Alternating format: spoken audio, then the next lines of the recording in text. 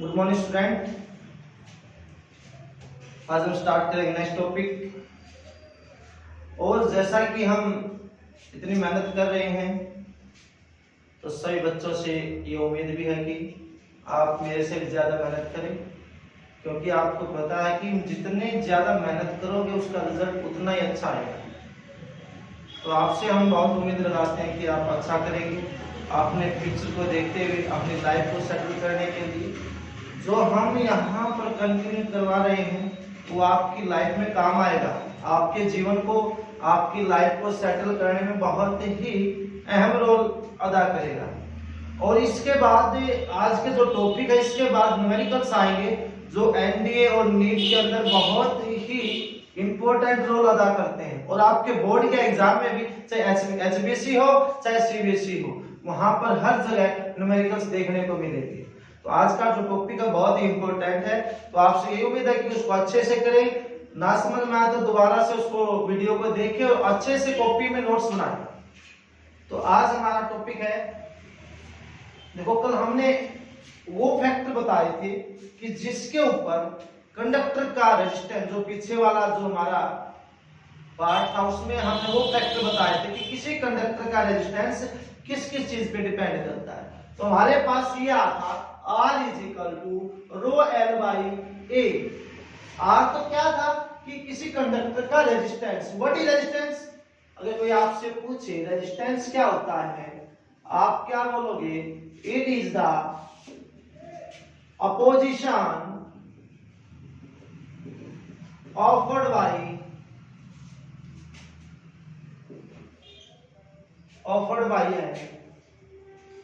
By material to the flow of electron or current in the conductor।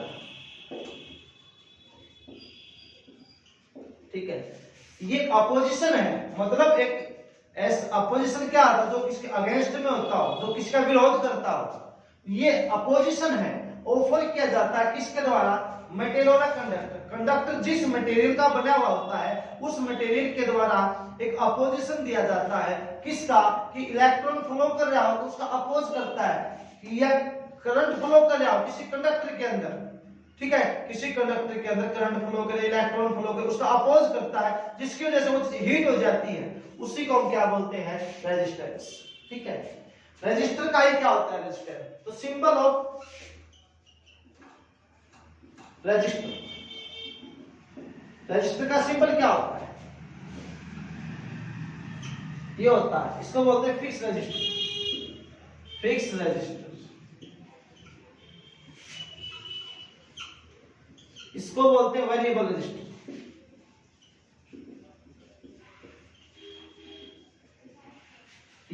या और ऐसे भी लिख देते हैं,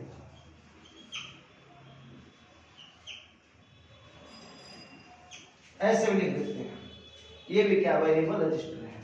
ठीक है,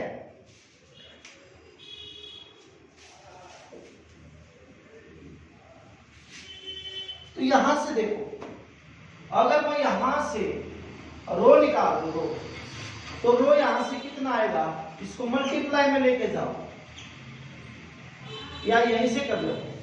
इफ अगर एल हमारे पास 1 हो, अगर एल हमारे पास कितना होगा और ए भी कितना हो? 1 को बोलते हैं यूनिट।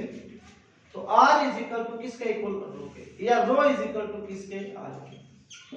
अगर हमने रेजिस्टिविटी को डिफाइन करना है मैथमेटिकली डेफिनेशन के अंदर, रेजिस्टिविटी को क्या करना हो? डिफाइन करना हो, तो रेजिस्टिविटी क्या बताती है कि जो रेजिस्टिविटी है उसको यहां पर रेजिस्टेंस ही काउंट किया जा रहा है। जो रेजिस्टिविटी है वो एक रेजिस्टेंस ही है, क्योंकि रेजिस्टिविटी किसके बराबर है? रेजिस्टेंस के। इसलिए यहां पर रेजिस्टिविटी को क्या बोल सकते हैं? रेजिस्टेंस। लेकिन कंडीशन है, कब कहेंगे? अगर उस वायर के अंदर जो लाइन था वो यूनिट होगी और एरिया भी क्या होगा? यूनिट। यूनिट का मतलब 1। तो क्या लिखोगे? The resistivity of the conductor is the एक सेकंड।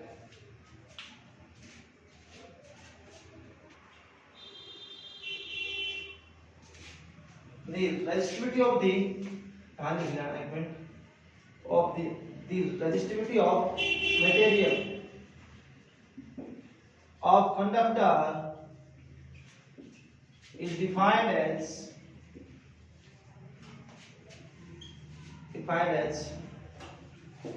अगर हम किसी कंडक्टर जिस मटेरियल का बना हुआ है उसकी resistivity defined as the resistance of the conductor या मटेरियल ऑफ द कंडक्टर, जो रेजिस्टिविटी है वो ही क्या है किसी कंडक्टर के मटेरियल का resistance. Resistance of the conductor of unit length and unit area cross section. वो यूनिट तो क्या होगी लेंथ और यूनिट ही क्या होगा एरिया ऑफ क्रॉस सेक्शन। जब वायर की किसी मटेरियल की लेंथ भी क्या हो यूनिट, एरिया भी क्या हो यूनिट मतलब 1, तो उसका रेजिस्टेंस है रेजिस्टिविटी के क्या हो जाता है इक्वल हो जाता है। तो ये हमारी किसकी डेफिनेशन रेजिस्टिविटी। अब निकालेंगे इसकी यूनिट। यहां से रो निकालिए, रो कितना आया इसको cross multiply R A by L. R क्या है रेजिस्टेंस, इसकी यूनिट क्या आती है ओम। एरिया मीटर का स्क्वायर, लेंथ मीटर, 1 मीटर से 1 मीटर कैंसल, तो यूनिट क्या आ गई इसकी ओम मीटर आ गई इसकी। ध्यान रखना बहुत इंपॉर्टेंट यूनिट है भाई इसकी, ठीक है। तो क्या आती है ओम में मीटर किसकी यूनिट होती है। ऑब्जेक्टिव क्वेश्चन में इसको कई बार बोर्ड के एग्जाम में पूछा गया है, तो रेजिस्टिव केमिस्ट्री के अंदर ही पूछते हैं इसको। तो रेजिस्टिविटी की यूनिट क्या आती है ओम में मीटर होती है। अब इसका हम निकालेंगे डीएफ यानी डायमेंशनल फार्मूला। तो डायमेंशनल फार्मूला अगर आपको आर का डायमेंशनल फार्मूला आता है तो आप आसानी से इसका निकाल सकते हो। आप देखो आर किसके इक्वल होता है v is equal to I R कितना आएगा v बाई आई। तो v बाई आई ये r की वैल्यू होगी v बाई आई इनटू में a अपॉन में n, राइट हैंड। v क्या होता है work upon charge into current a by n। Work का डायमेंशन क्या होता है m1 l2 t माइनस के। एरिया l का स्क्वायर, चार्ज 80 और करंट a और लेंथ का l, करंट का a लेंथ का l। तो रो कितना आ गया m1 l की पावर 2 और 2 l की पावर 4 और a की ऊपर जाके होगा 1। यहीं से देख लो 1 l से 1 l कैंसिल, 1 बच गया 2 1 3 t ऊपर जाके माइनस का 1 माइनस के 2 पहले तो माइनस के 3 a into a का स्क्वायर ऊपर जाके माइनस का 2। ये हमारे पास किसका डायमेंशन फार्मूला है रेजिस्टिविटी का, ठीक है। तो रेजिस्टिविटी है resistivity of material of conductor does not depend upon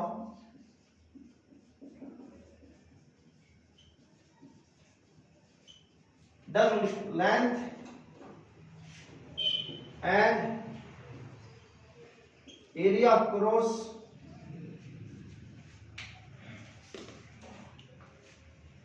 length and area of cross section of the area and cross section of the conductor, but depend upon nature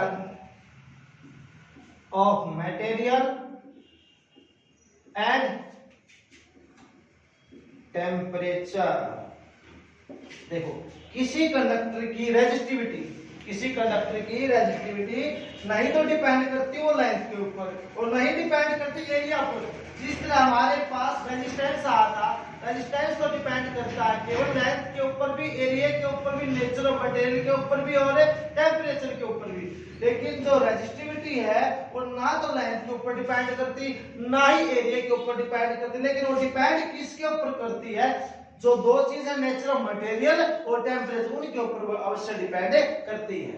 ठीक है, अगर इसमें कुछ इंपॉर्टेंट बातें आई वो नेक्स्ट टॉपिक में बताएंगे। इसके बाद देखना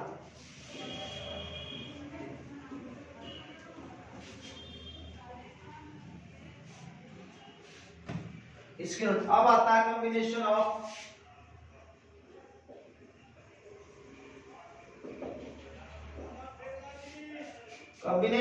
रजिस्टर।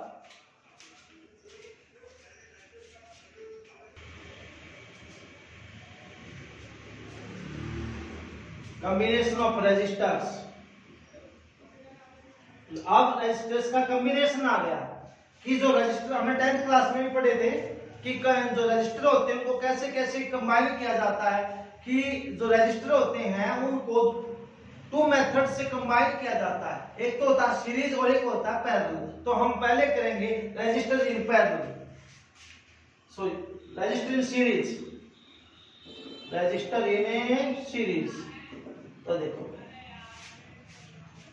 हमारे घर की जो सर्किट होती है, हम जब भी घर में फिटिंग कराते हैं वो सीरीज की अपेक्षा हम पैरेलल में कराते हैं, क्योंकि पैरेलल में ज्यादा बेनिफिट होता है। सीरीज में कभी भी सर्किट होती हो कब हमारे पास घर में फिटिंग नहीं की जाती सर्किट की, तो पैरेलल में होती है हमेशा। तो देखो डायग्राम बनाना, देखो ये सिंबल किसका होता है, रजिस्टर का। एक हमने ये जोड़ दिया, आप कितने भी जोड़ सकते हो आप। और ये हमारे पास वोल्टेज है, पोटेंशियल डिफरेंस है V। यहां से क्या फ्लो कर गया, करंट, इतना करंट आई। ये बैटरी है, बैटरी कितनी, बैटरी किसको बोलते हैं, कॉम्बिनेशन ऑफ 2 और मोर सेल। बैटरी क्या होता है, 2 और मोर सेल का कॉम्बिनेशन होता है, या ठीक है, ये कॉम्बिनेशन ऑफ 2 और more cell which supply the constant power. Battery का काम क्या आता है, कांस्टेंट पावर को सप्लाई करना। जो यहां से जो बैटरी जाती है सबके पास जाती है, आगे जाकर डिवाइड होती है। इसने तो सेम पावर सप्लाई करनी, इसके लिए सब इक्वल होते हैं, तो we supply the constant power. ये हमारे पास रेजिस्टेंस, देखो रेजिस्टेंस किसका होता है, रेजिस्टेंस किसी रेजिस्टर का होता है, R1 R2 और ये R3। और इसका पोटेंशियल कितना है V1, इसका कितना है V2, इसका कितना है V2। हमारे पास 3 रजिस्टर हैं और जिनके रेजिस्टेंस ये है, तो क्या लिखोगे, लेट 3 रजिस्टर्स हैविंग रेजिस्टेंस से हमने क्या सपोज कर लिए,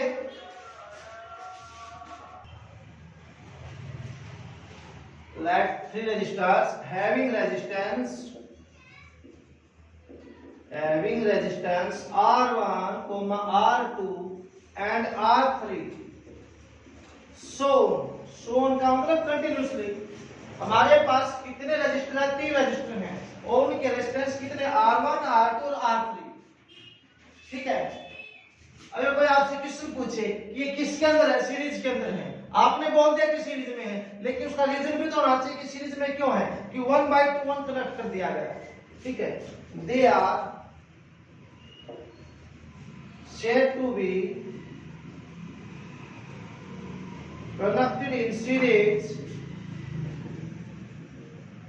if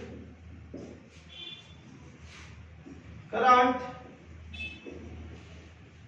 proceed or flowing from one point to another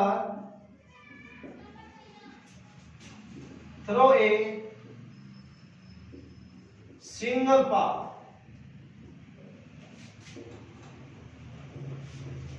या one resistor is connected to next resistor। इनको हम सीरीज में क्यों कहते हैं, क्योंकि जो करंट फ्लो कर रहा है एक पॉइंट से कहा दूसरे पॉइंट पे, जो करंट फ्लो कर रहा है उसका जो पाथ है बस ओनली वन सिंगल पाथ है। करंट ना कहीं यहीं जा रहा है ना यहीं पर ना कहीं, इसका तो करंट यहां से बस ये चल रहा है, बिल्कुल सीधी डायरेक्शन में चल रहा है। करंट जो फ्लो कर रहा है वो केवल एक पाथ से फ्लो कर रहा है, कहीं डिफरेंट पाथ पाथ में डिवाइड नहीं हो जाए, तो यहाँ एक ही पाथ है, एक ही रास्ता करंट फ्लो करने का, इसलिए करंट क्या होगा, सेम होगा। या फिर वन रजिस्टर को जोड़ दिया गया किसके साथ, नेक्स्ट रजिस्टर के, एक रजिस्टर का एंड किसके साथ जोड़ दिया गया, नेक्स्ट रजिस्टर के एंड के साथ, तो करंट क्या होगा, तो so current will be same, so current will be same. तो करंट तो क्या होगा, सेम होगा, करंट तो क्या होगा, सेम, लेकिन डिफरेंट कब कौन होगा, but potential difference will be different, लेकिन पोटेंशियल डिफरेंस है वो क्या होगा, डिफरेंट होगा। ठीक है, अब देखिए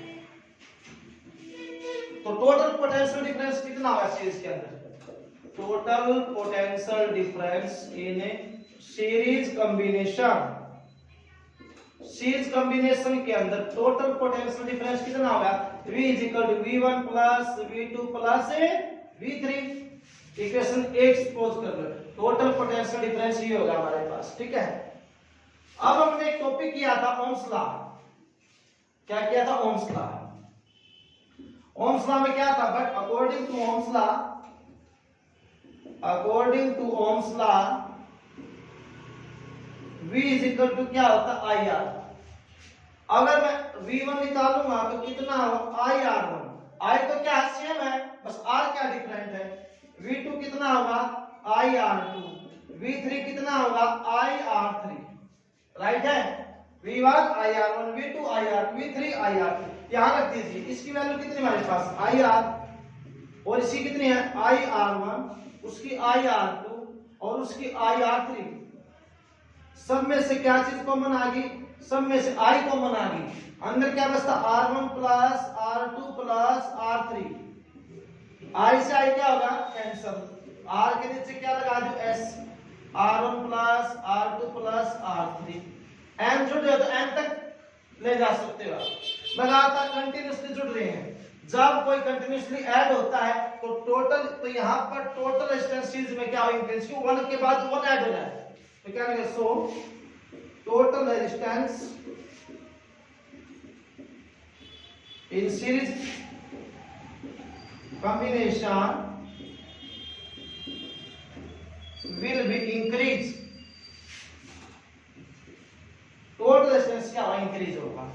और एक खासियत और होगी, जो टोटल आएगा इनका सम आएगा टोटल, वो टोटल अनेक रेजिस्टेंस से क्या होगा, ज्यादा होगा। And this total, this and the total resistance is always greater than given each individual resistance। जो टोटल रेजिस्टेंस आएगा ना जोड़ने के बाद, जो टोटल रेजिस्टेंस आएगा वो टोटल रेजिस्टेंस अरे गिवन, मान लो इनका ऐड, ये 5 है, ये 3 है, ये 2 है, 5 और 3 और 2 कितना, 10, तो 10 R1 से ज्यादा होगा, R2 से भी और R3 से भी। ये क्या टोटल न्यूमेरिकल्स भी कराएंगे इसको। अब नेक्स्ट आएगा कॉम्बिनेशन इन पैरेलल।